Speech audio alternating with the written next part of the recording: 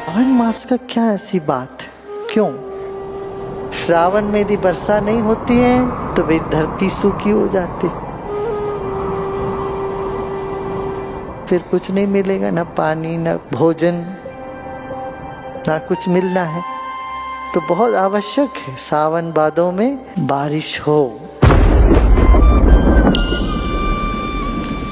साल भर का बारिश सावन भादों में हो जाता है और प्रकृति खिल उठती है। जैसे प्रकृति खिल उठती है वैसे भगवान शंकर की आराधना करके हम भी खिल उठते हैं, प्रसन्न हो जाते हैं। हमारे पुराणों में कहते हैं कि अलंकार प्रियो विष्णु अभिषेक प्रिय शिवा। भगवान विष्णु को सजाने में आनंद है। भगवान विष्णु सज धजे रहते हैं हमेशा, देखो तो।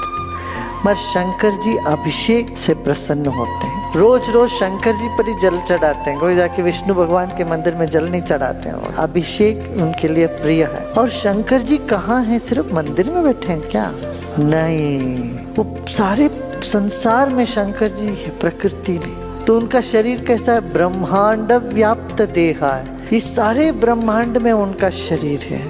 तो ये ब्रह्मांड में उनका शरीर है तो उनके ऊपर जल की वर्षा कैसे होगी? ब्रह्मांड ही करे, वही खुद ही कर पाएंगे। सावन के महीने में तो बादल बरसते हैं और सावन के महीने में तो ये सारे पृथ्वी की अभिषेक हो रही है। सारा संसार का अभिषेक होता है सावन के महीने में। सब धुल जाता है और पृथ्वी खिल उठती है। ये भूमि उसका पाद है और आकाश नक्षत्र माल सब उनके गले के हार हैं। जितने तारे हैं वो ईश्वर शंकर जी के हार हैं और शंकर जी खुद अभिषेक कर रहे हैं। इस कारण से सावन के महीने में शंकर की पूजा के लिए श्रेष्ठ माना गया। माने सारी प्रकृति नाच उठती है, खिल उठती है, उस रस में डूब जाते हैं। जब प्रकृति परमात्मा के रस में डूबती है, मनुष्य को भी डूबना उसमें आवश्यक है। प्रकृति के साथ हम होले और मानव भी उनके गान में डूबते चले जाएं।